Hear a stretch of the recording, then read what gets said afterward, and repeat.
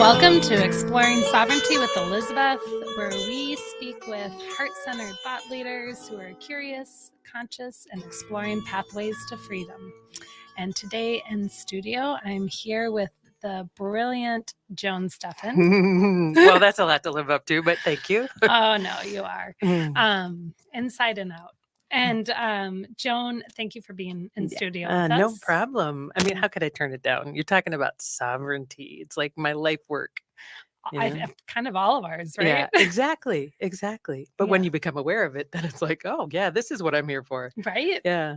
Yeah. And that's a great opening, because I know there's lots of moments in my life where I was unaware that I was even restricted or held back or limited. But maybe you had that feeling of like being buffeted by the world in some way, like Totally. Oh, I have to go over and do this. I have to do that. I should do that. I feel so out of control. Oh, I'm so unhappy. Why am I unhappy? I mean, those kinds of buffetings, it feels like, are just kind of part of our process growing up. Yeah. And then how do you find ways through that so that we're not doing actions out of I have to, I shoulds. Oh man. I need to. I still find myself bumping up against that. Absolutely. I mean, that's something that I would like to say.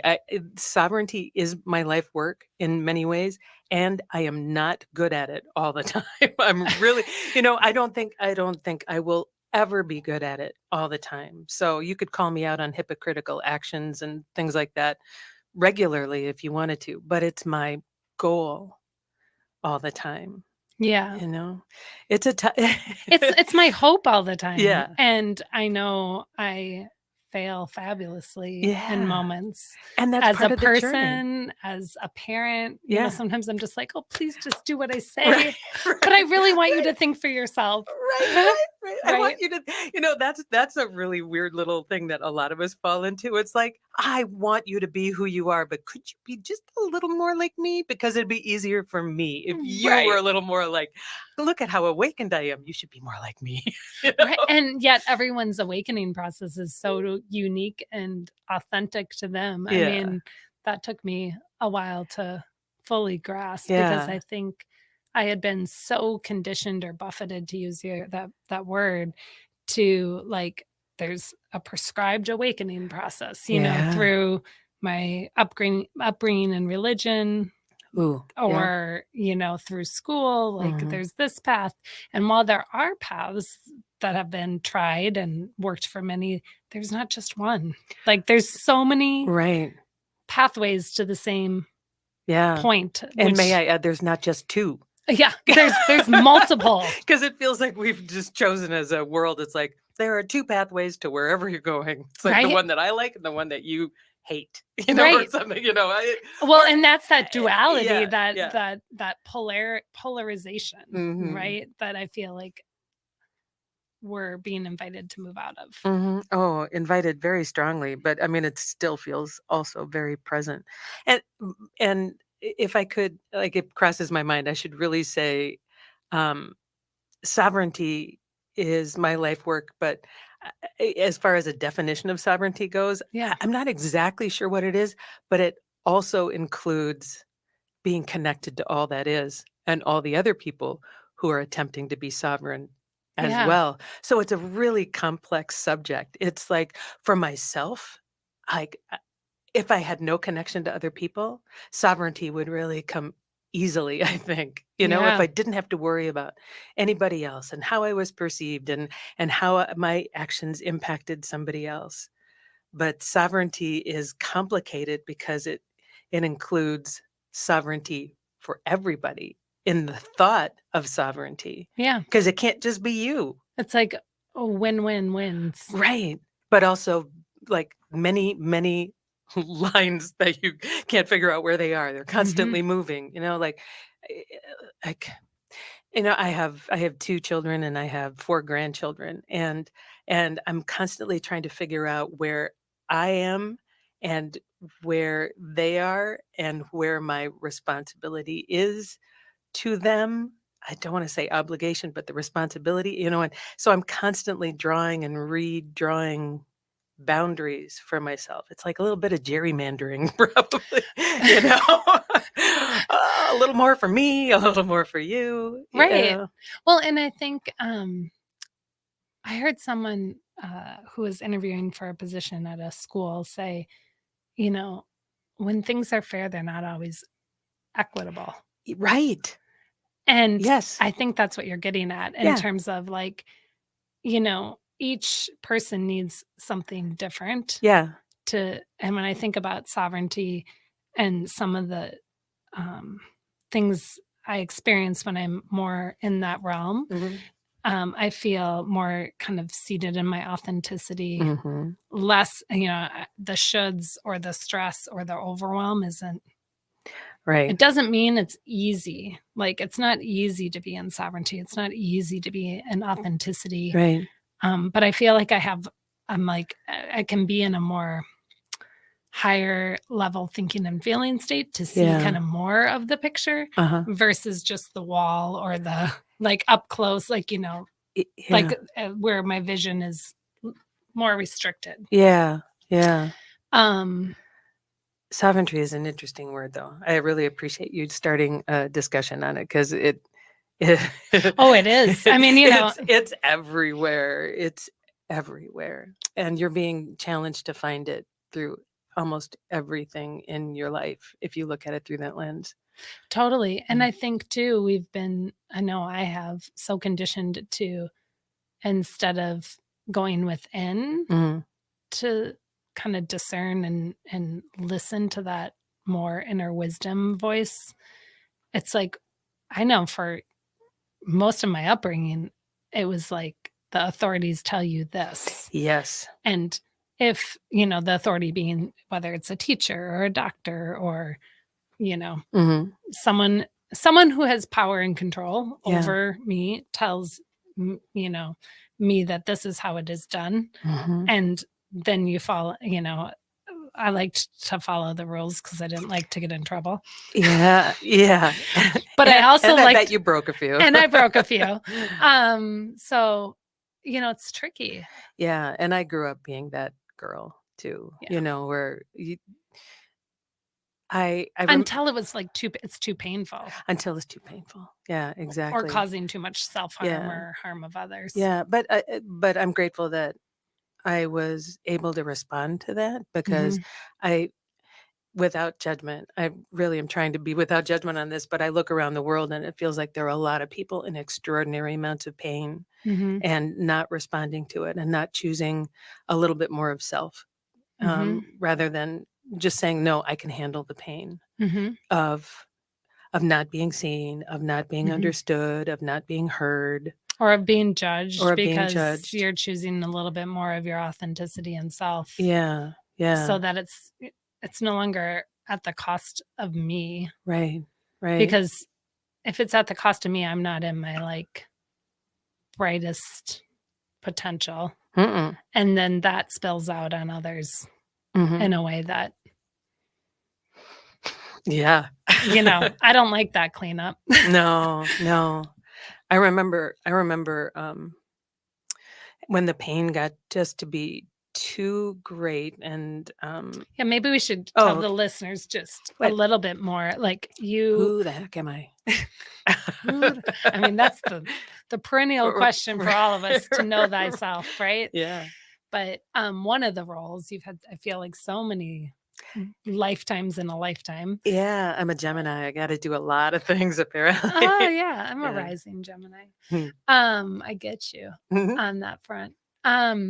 But and maybe this is where you were going when the pain got too great, but is you were on the news for many years. I was, yeah. Or is that where you were going with it? Yeah, no, but that's fine. Well, maybe just tell us a little bit about that, and let's come back to totally. Well, because one of my I grew up in Cambridge, Minnesota. Right. No, but you did. But that is part of the story. It's a part of the indoctrination. It's part of the education of Joan and the education of everybody is, you grew up where you grew up. You listened to what you heard. I mean, what's his name? Bruce Lipton, Dr. Bruce Lipton. I mean, Mhm. it's to me, it feels so commonplace to say this right now, but a lot of people don't know. Like the first 7 years of your life, you're just a tape recorder. You're pretty Yeah. much a tape recorder. You have no sense of like, oh, is that the right way to do something or is that the wrong way to do something? You just look at what's happening in front of you, whether it be your parents' relationship, whether it be how children are treated, whether it be the educational system and how it molds you into something that goes along to get along. You're a tape recorder. It's theta state It brainwaves, is, I yeah. think. And I think you're right. so that becomes your operating system, your subconscious. It becomes your operating system. So you have a fully functional operating system in place by the time you're 7 years old. That's why the Jesuits used to say, give me a boy until he's 7 and I'll show you the man. Hmm. It's so it's not They have a indoctrination. heavy indoctrination and a lot of, things that need to heal in that Yeah. tradition. As most of the big structures do Mhm. right now. So I mean, I'm excited about that, but I'm excited for people to understand that sometimes that little voice inside of you that tells you you're wrong, you're ugly, you're not good enough, that may come from the judgment of that subconscious programming that happened by the time you were 7, which most of us don't have a lot of memories, actual memories before the time of 7. Mhm. That's a lot of time is, it's forgotten. You can train yourself to go back to it, Right, right. but you're But right. but what's operating you is largely subconscious. It's partly that survival mode of, like, I need to survive my environment, so I need to be a sponge, Yes, and good yes. or bad, That was me. and all in between, Yeah, right? yeah. And, and then if it was a more toxic environment or a more challenging environment, there is more to heal of that egocentric conditioning that gets laid in those foundational Mhm, years. mhm. And that egocentric conditioning can really run the show, like Yeah, all those false beliefs that get yeah. placed. And sometimes it's almost like there's a false belief within a trap, within a false belief, within a trap. So, like, just an example in my life, I was basically not given a voice. I was told that I shouldn't have a voice, being a female, and the youngest, and um, but then if I would speak out in any way, then the trap for me was shame over having hurt someone or for speaking out. So sometimes you find those traps in your behavior, Mm, and then it becomes another complex thing to take a look at and hopefully heal. right. But you got to see it before you heal it. But yeah, back to me. Yeah. Well, no, but I mean, it's like, but that's an important thing because I think a lot of times we spend, and like the general, we, myself included, Mhm. can spend a lot of time pushing pain away Oh gosh, yes, and yeah, and doing all things to avoid the pain when actually going into it with some support yeah. and courage and Mhm. curiosity. Mhm. 'Cause Pain is your signifier that something's out of there's balance, that Yeah, something's missing. and there's actually a lot of gold to be found there. It's like, Yeah. why am I in pain? What Mhm. happened? Mhm. And was that true? And have Mhm. I been walking around with that story for a long time? Right. And can I actually interrupt the story Mhm. and lay a different foundation? Right. So yeah, so you're in Cambridge, Minnesota. Yeah. You're growing up. Yep. You're told not to speak, Yeah, I mean, I was a very beautiful subtly, or family, but a stoic Swedish family. You don't Mhm, show emotions. I was a really emotional kid. I mean, that mhm, was just my nature, you mhm, know? If I felt something, I cried, mm, and that was not acceptable. So it was a consistent idea of hide who you are, hide who you are, only show the parts that are acceptable to the whole, the family as a whole, and that was more mechanical work. My dad was a construction superintendent. My mom had been a farmer, and she was just a hard worker. And my sister was an engineer. That kind of mindset growing up, even. And I wanted to tap dance. I was like, I'm the imaginative one. I want to read. I want to, lollygagging was one of my favorite activities. That one should be brought back. It should be a little less. So you just grow up feeling like something's wrong with me, and I think a lot of us do that if you don't happen to fit into your family paradigm. And so I went looking for it, not consciously looking for it, but just I did theater. I thought that was a good outlet because I could be emotional. Yeah. And people seemed to like it when I was emotional on stage. So I did that. A good outlet. You see, that's what we call that's like finding a good spot for something that maybe wasn't totally accepted. Exactly. So it was kind of wise on some subconscious level, and then we're gonna pause sure. and come back. No problem. This is Exploring Sovereignty with Elizabeth and Joan Steffen in studio, and we'll continue the conversation on how we become who we become and explore sovereignty and pathways to freedom.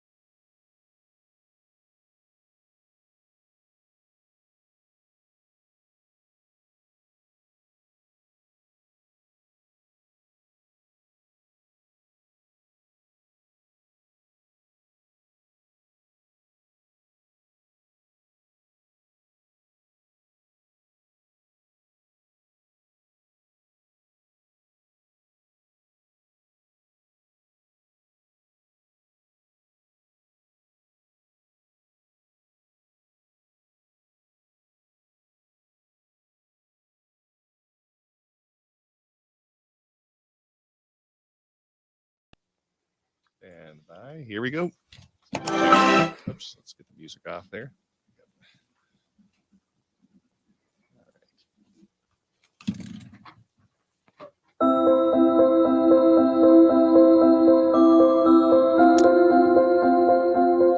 We're in studio with Exploring Sovereignty with Elizabeth and Joan Steffen, talking about pathways to freedom.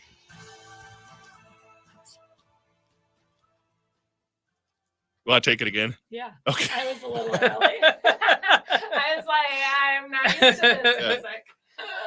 Let's start. Yeah, you're not used to the music. You're right. I'm not. I was like, I came in too early. I thought I still had a few more beats. All right, let's try it again. Okay. That was funny. I was like, I don't even know. All right. Here we go.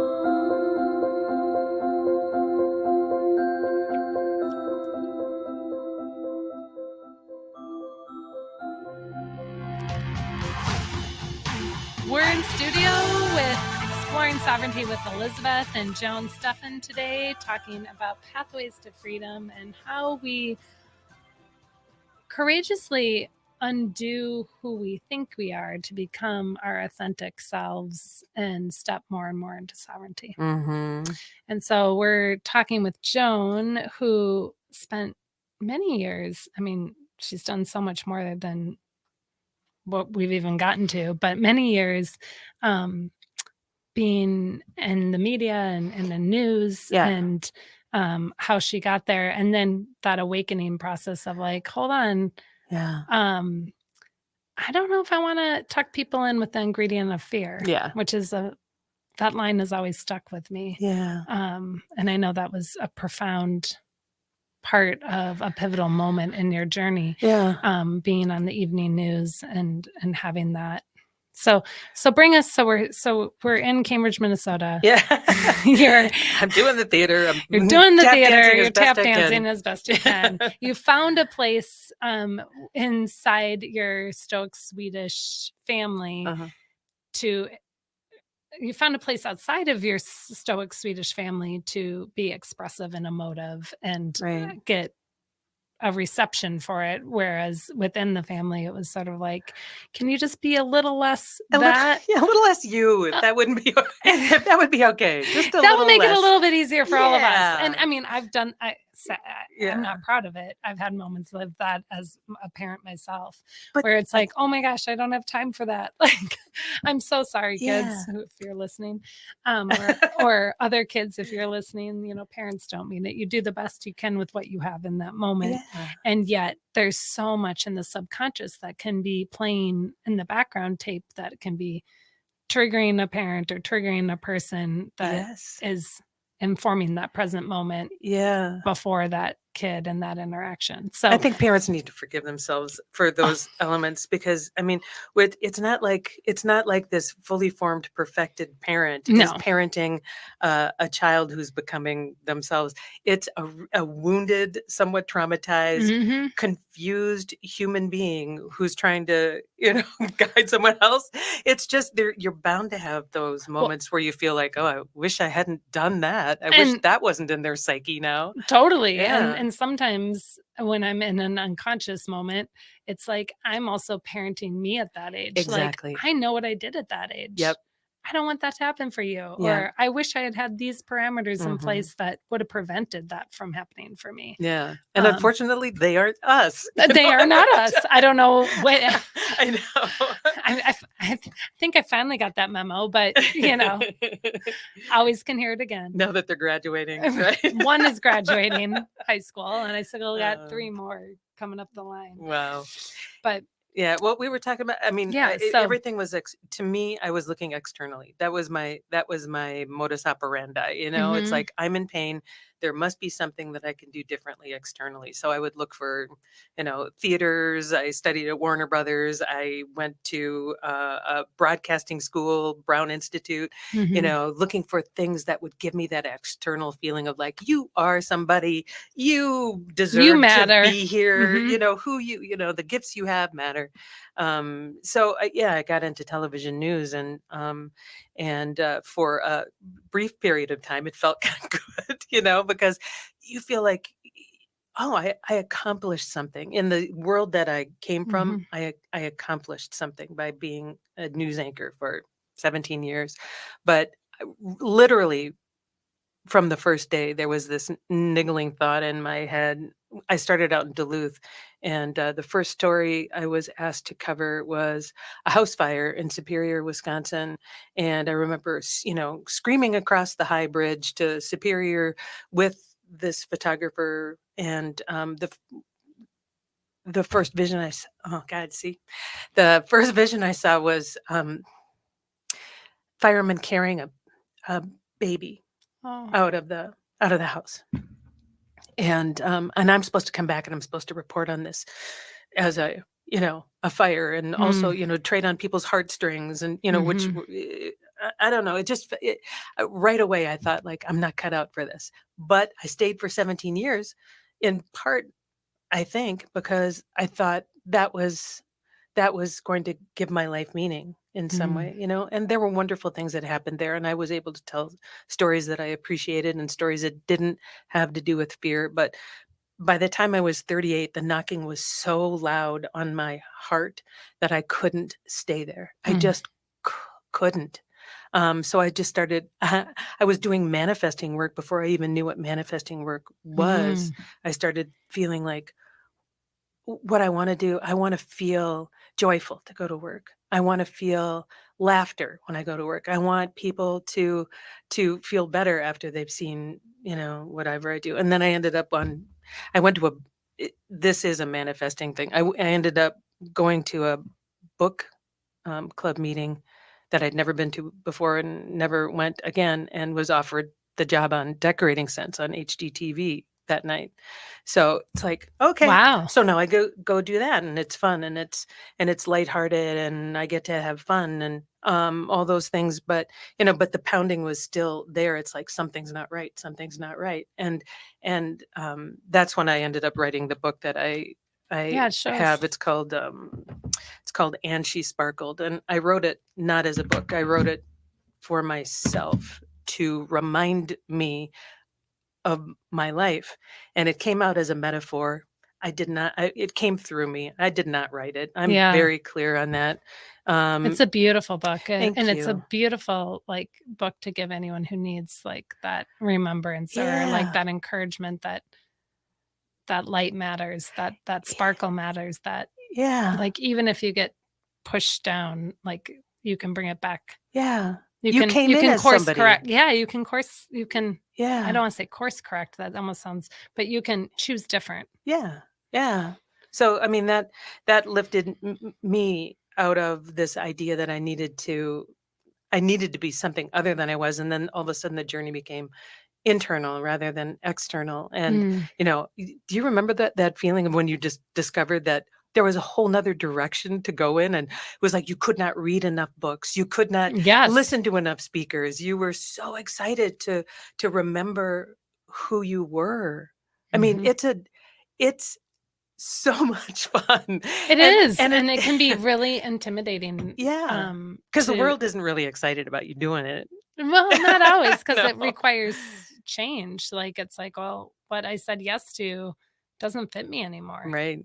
and I Right. need to start maybe saying some no's or some Yeah. maybes or get curious and shift the Mhm. ingredients with which I'm doing something. Mhm. And that's not always easy. No. I mean, there's a line in the book. It's like other people were not, I can't do it verbatim, but other people weren't excited by the shift because they'd grown used to her the way she used to be. And now she was actually, holding herself a little taller and asking for what she needed. And so that It's a that story rocks about the boat, baby. it does. It's a You story know? about sovereignty, Yeah, actually. it is a story about sovereignty.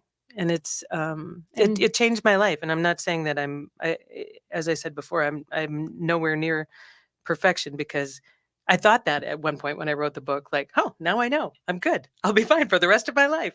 But it's more of a blueprint to keep coming back to and back to and back to say, okay, what am I letting into my life that doesn't serve me, Hmm. and therefore serve others through me? Hmm. And how can I view myself differently? How can I act differently? How can I think more like who I am as opposed to the group think? I mean, it's really hard not to be in group think in this world, and especially now. Yeah, and it's interesting because I think Mhm. I feel Yeah. that groupthink has been used fear-based, like it's like put everyone in a sense of fear Mhm. and then tell them how to think, Mhm. right? Mhm. And um if we can interrupt what we're afraid of, whatever that is for each of us, Mhm. and start to get curious and move from that fight, flight, lower, fear-based brain part of ourselves and really drop into the heart center and kind of higher to mid thinking, it's you can start to see that like I mean, I've had to have moments where I'm like, oh, I'm not meant to necessarily, I don't think any of us are, to fit into a group. I'm meant Right. to belong and to be in connection with people. When you But say fit in, you're talking about like shaving off a little bit of this so you yeah, can fit, shaving off a little bit of that. yep, Okay. yep. Yeah. Um and I spent so many years trying to fit Oh in God, yeah. because I wanted that sense of belonging. Yes. But I also think there's this delicate balance of belonging and growth. And sometimes when we're growing, we realize like that doesn't fit me anymore. Mhm. And it doesn't make those connections any, less, but it does transform and shift that maybe those connections aren't the same level of importance, Mhm. right? Yeah, no, that's been I guess a challenge for me in my life, because I always wanted to belong too. Yeah. I mean, that was a really strong motivation for me, and I shaved off like dramatic amounts of myself Me too. in order to belong, and never felt that sense of, "Oh, I can rest easy here." hmm No, because you always feel like you're missing, like it's that knocking, Mhm, that you're mhm, talking. I think part of it is that knocking you were talking about of like, oh, there's more. mhm. There's more to me. There's more to what I'm being invited to do. Yeah. And you mentioned, in segment one, there's that moment of deep pain, and I Mm. jumped. No, that's I okay. thought you were, but do you wanna, I don't wanna Yeah, well, I mean, lose that thread. I think that I think I think pain is the motivator Mhm, for so many of our shifts. mhm, Because I mean, if you look at it logically, if you're comfortable, mhm, if you're complacent, you are not looking to change. You're looking to enjoy, and mhm, that's an awesome place to be. mhm. But when pain shows up, it's not there to punish you. I don't. I mean, in my life, I can only speak for Yeah. my life. No, yeah. It, I, it's not there to punish you, but it is there to grow you in Wake some you up. direction, wake me up. And I can point to so many different places of pain. In fact, um, yeah, I've thought about writing a book called "I'm a Selfish Quitter" because I'll read it. okay, because that I can point to so many point paints in my life where I I I just didn't know what to do, how to serve the society that told me that I wasn't supposed to quit, but also serve myself. And finally, I became selfish enough to quit because of the pain. And I mean, I can point to a few. I quit college. It was too painful for me. It didn't suit my nature. Mm, I went there and I took every class I was interested in, and I left. Dramatic reactions from people with that they didn't like it. But I remember the sense of freedom that I had mm. when I drove away from college. And I was there for 3 years, so I got a lot of stuff, but, it was like I But wasn't gonna listen to the prescription. that's pretty brave because, I mean, how did you come to that moment of like, I don't need that? Like, culturally, uh, there's Right? a lot of programming that goes into Yeah. you should be in higher education. Yep. That is the next step. Yep. This is your success ladder. Yeah. And I was ashamed, suitably ashamed, but I also felt freedom that overrode that. which is amazing. Yeah. And Yeah. so what did you do next? That's when I did summer stock theater, and then I went out to LA, and I studied at Warner Brothers for a while, and they very quickly discovered that I was not tall and blonde and beautiful, and, and it was like, well, this isn't going anywhere.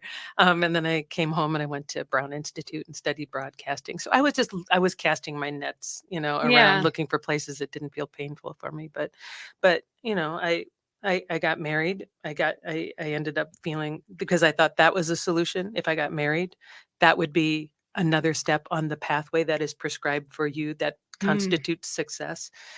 That didn't work out, except for that I have a wonderful, beautiful daughter from the relationship.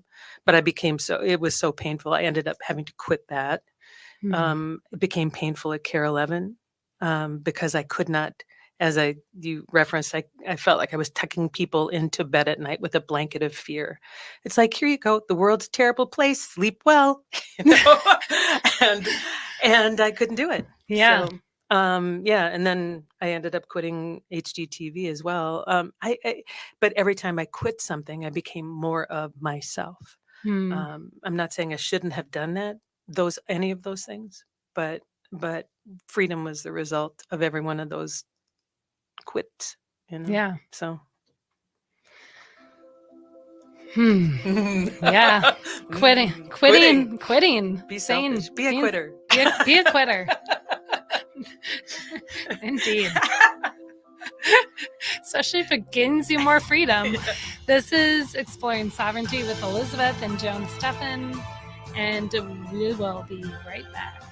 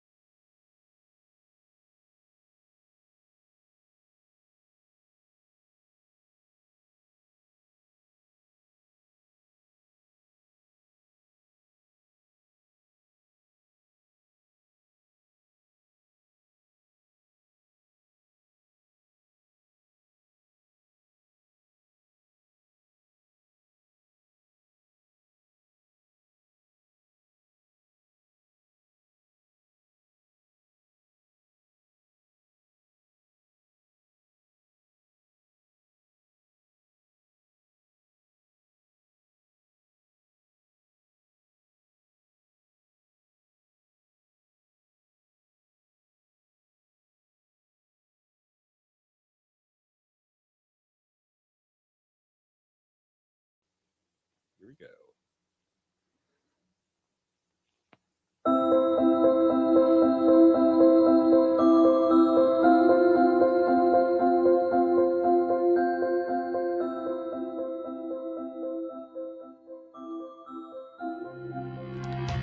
This is Exploring Sovereignty with Elizabeth and Joan Steffen in studio today, and why being a quitter works for sovereignty.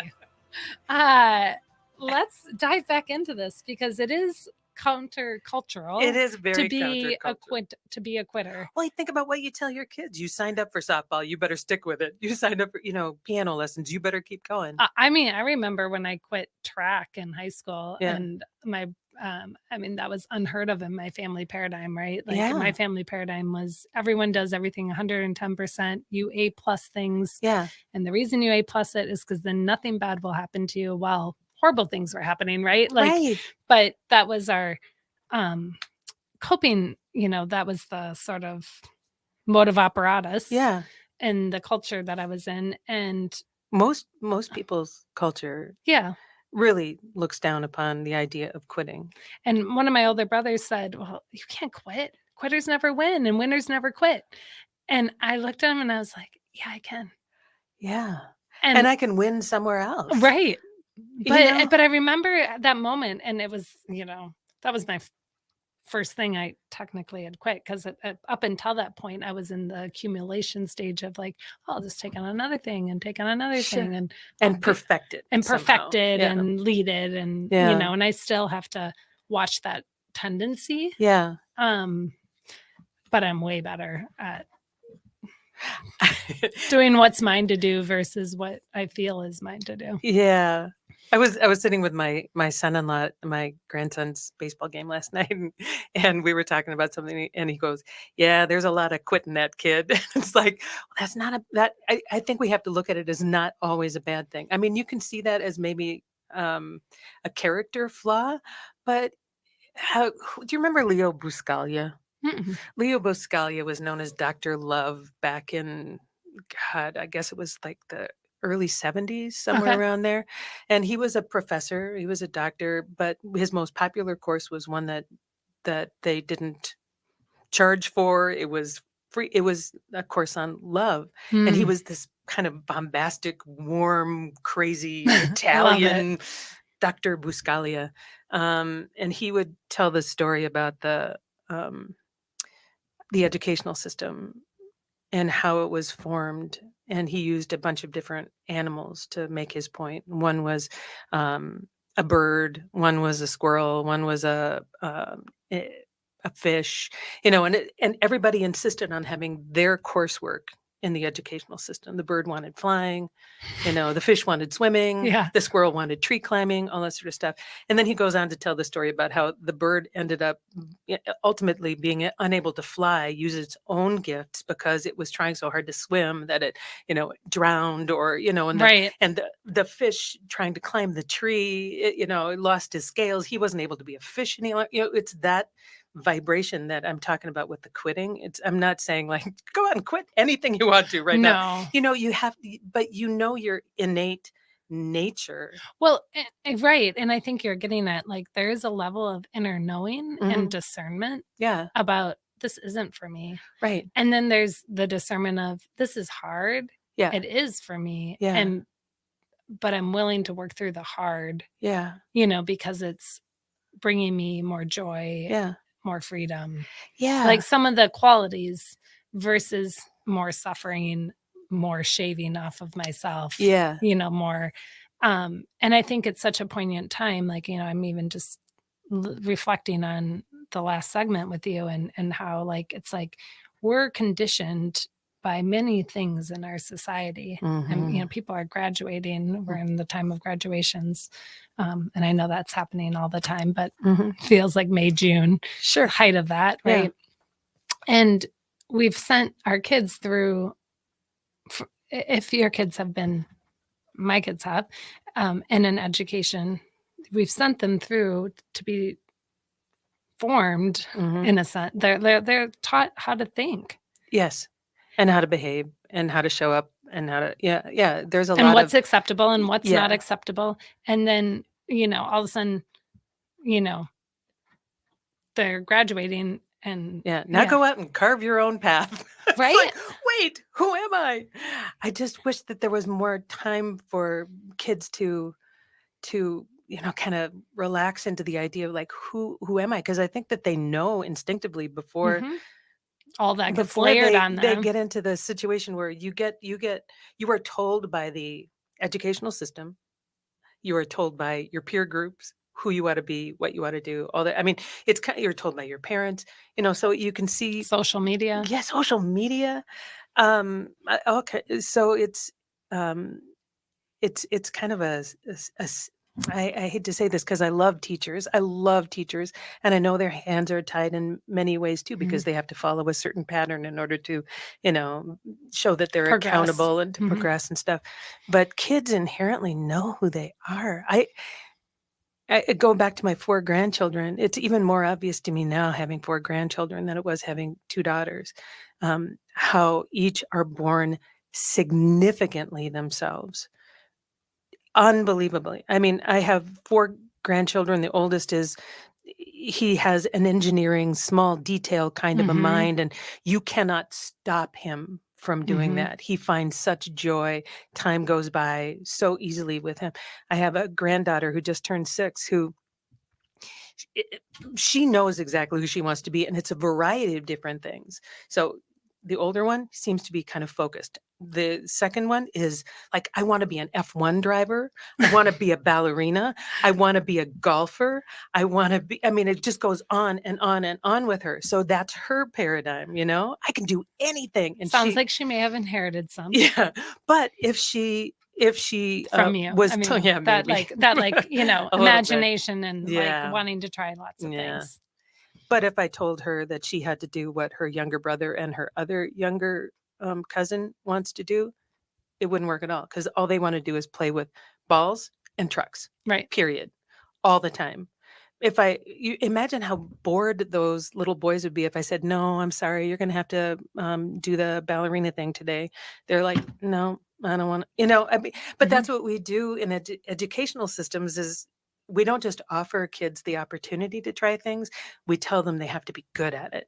Right. If they get a D, that's where the focus goes on the one class that they're not particularly interested or good at. And that pulls them down, their average down, their potential. Where they're going to go to college Yeah. Is that really the end goal? Or is the end goal that we develop our whole selves and that we are able to think critically and curiously and know how to get the resources we need to make an idea come into form and move through it? Yeah. I think success. And it's like, I want, we have to figure out what success is for ourselves. And we need to wonder more about what success is for everybody else, because we have this need to define it for other people. It is the car and the house and the cabin and the boat and the 2 kids and we've got to wonder more about what we're here to do, rather than accumulate and go like, oh yeah, that's what everybody else is doing, or that's what I've been told to do, so that's where I'm going to head. We're much more brilliant than that. We have when you're doing something that has joy for you, right? I mean, there's that sense of limitlessness totally and connection, and you don't need to worry about am I doing it right? It's just and I feel about so much of my life, especially, school, for me, was try to fit into that paradigm, try to care that that's the square root of something, try to care that that's the chemical label for that particular thing. Other people would have been jazzed by it, but why did I have to suffer in order to have the 10% of time where I could do what I wanted to do, what I was meant to do? I know. How would you reframe that? Like, I just think that freedom has to be a part of the equation in some way, and freedom time-wise in some ways, freedom choice-wise in other ways. I don't have a template for it, but I know what would have worked for me, Mhm. and it wouldn't be that sense of being imprisoned by time and thought. I needed to feel, I needed to Mhm. have some time to go play in the dirt, not feel like I was cheating if I got sick and had to stay home, and then you got punished because you needed to make up the work, and it just got everything just got hard, Mhm. for me. And other people, I know it's not the case. Some people absolutely adored education and the educational system, but it just wasn't built for me. Well, and that sense of feeling, I think has always been in the human experience, Mhm. but I think I know at times, and I feel like I'm coming out of this, but it's like thought or intellect could override the feeling. Like you're Yes. supposed to like subdue that down, and Mhm. the intellect was like sort of overriding. But the more I allow my feelings and my sentient nature to be fully present, Mhm. the less I'm able to be, the more I'm seated in myself. And I think we're all sentient beings, and Yeah. that level of feeling and expressing is really important as we move into this next phase of becoming. Mhm. And you're always becoming. And we're always becoming. So what are you feeling in this moment that will allow you to become more of who you are and won't invite you to become less of who you are? Mhm. Because that really is the crossroads. It feels like it's like, what do you want for your life? Do you want to end up at the end of your life going, "Oh man, I was a good girl. I never stepped on anybody's toes, and I never did what I wanted to do. I never did Yeah. what I was, planted here to Or do." never discovered who I was. Yeah, and I think that's the first step is just knowing that there is a journey to go on, How, that there is a place to go and discover who you are, and so it's in here. right, Yeah, it's going down. it's It's going the longest journey sometimes is from the head to the heart for many.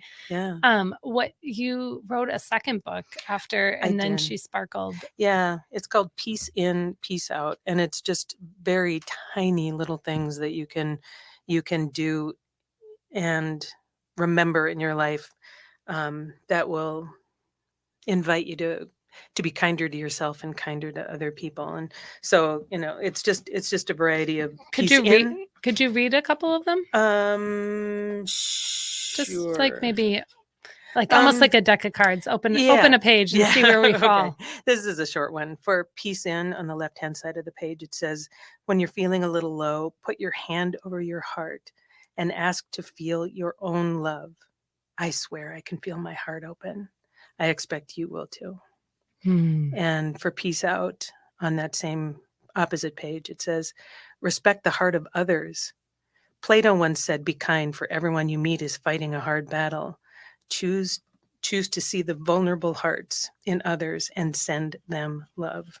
And then towards the very last, I just wrote, and this is speaking to our conversation, "Remember who you are.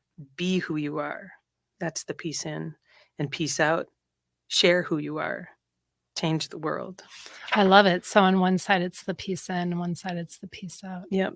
And it says there's a journey to go on in this life. And I think the most powerful destination is not a country, not a lifestyle, not a bank account, but knowing and loving yourself. So it's just really simple That's ideas. profound, though. But it's in the same way I kind of promote quitting, I promote simple too. I think complexity is very fascinating, but simplicity is your key. It's your Mhm. entry point. Well, Find a simple it's entry. sustainable, right? Right. Yeah. So I'm a big fan of the simple and the occasional quitting. And to know yourself. And to know yourself. I mean, I mean, it's those are some 3 key, if we're gonna leave our listeners with 3 key invitations. yeah. Don't be afraid to quit. hmm If it's not serving your Yeah. nature, love yourself. Mm-hmm. And so whatever that means, like let more and more of yourself show up in those rooms. And the third one, like, so, what would the third one be? Know yourself. Know yourself. Be who you are. Be who you are. Know yourself. Share yourself. Yeah. Because that is what ultimately changes the world. If you start to understand who you are, it's like plugging yourself into an outlet, rather than just kind of waiting around to see what somebody else wants of you. It's like plug yourself in and see what you have to offer. I'm still looking. Where can people find your books? Amazon and TristanPublishing.com, and then a variety of little bookstores. So. Well, thank you for being in studio with us You're today, welcome. Joan Steffen and Elizabeth with Exploring Sovereignty. We speak with curious and conscious, heart-centered thought leaders and their pathways to set themselves free. What's yours?